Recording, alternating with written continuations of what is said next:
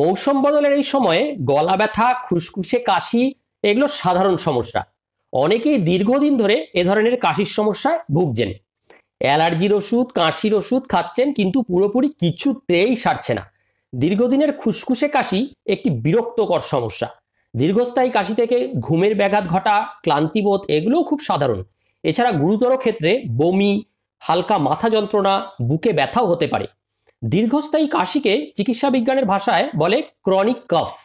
প্রাপ্তবয়স্ক মানুষ ও শিশুর কাশি যথাক্রমে 8 ও 4 সপ্তাহের বেশি থাকলে তাকে আমরা বলি ক্রনিক কাফ। আজ তাই এই পর্বে আপনাদের বুঝিয়ে বলবো: 1. বিভিন্ন ধরনের কাশির কারণ। 2. কখন ও কোন ধরনের কাশির ক্ষেত্রে সতর্ক হতে হবে। 3. কখন নিজেরাই কিছু করার চেষ্টা করবেন। 4. কখন অবশ্যই ডাক্তারের পরামর্শ নেবেন। 5. কাশি কমাতে